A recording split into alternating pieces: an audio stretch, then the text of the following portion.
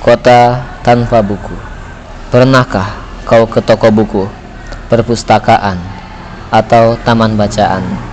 Tidakkah kau merasa istimewa ketika berada di dalamnya? Di sekelilingmu ada berbagai tokoh dari dunia nyata dan khayal, tempat yang pernah kau kunjungi dan yang belum. Informasi dari cerita masa lalu, masa kini, dan masa depan. Semua berpadu. Semua berada dalam genggamanmu. Saat berada di antara buku, tidakkah kau merasa menjadi raja dan ratu?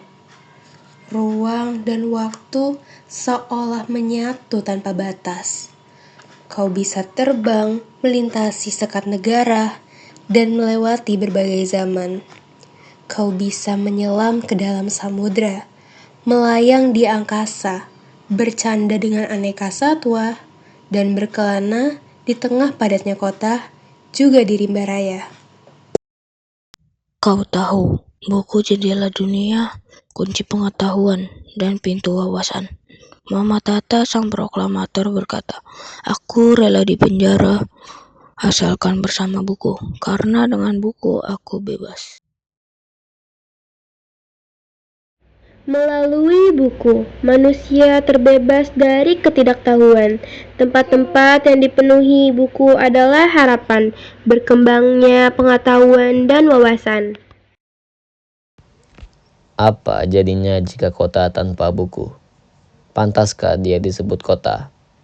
Di kota itu, mungkin kabar datang dari sumber lain, dari koran, televisi, ataupun internet. Mungkin informasi dan cerita datang dari cerita nenek moyang, bagai dongeng-dongeng sebelum tidur. Irama warganya pun tiada beda. Bangun pagi, bertebaran di muka bumi untuk berbagai keperluan, untuk kembali pulang siang atau sore harinya.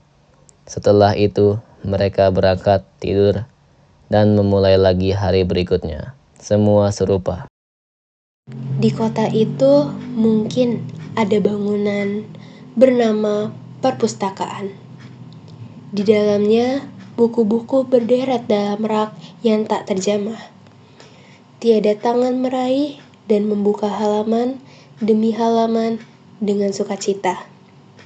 Mungkin juga ada tumpukan buku di sudut-sudut sekolah yang sepi dan berdebu.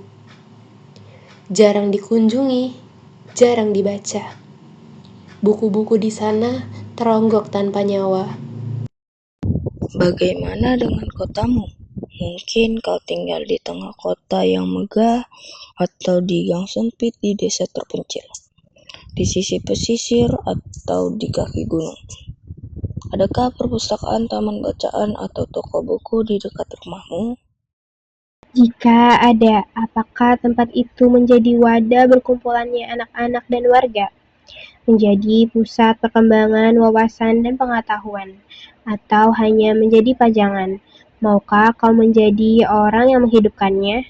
Kau bisa mengunjunginya dan mengajak teman-teman membaca dan berbagai cerita di sana. Jadikan tempat itu sumber kegembiraan dan pengetahuan. Jika tempat itu belum ada, maukah kau menjadi orang yang mulai menghadirkannya? Kau bisa memulainya dari sebuah sudut di teras rumahmu. Ajak teman-temanmu memulai langkah baru. Jangan biarkan waktu berlalu tanpa buku. Siapapun dirimu, bersahabatlah dengan buku.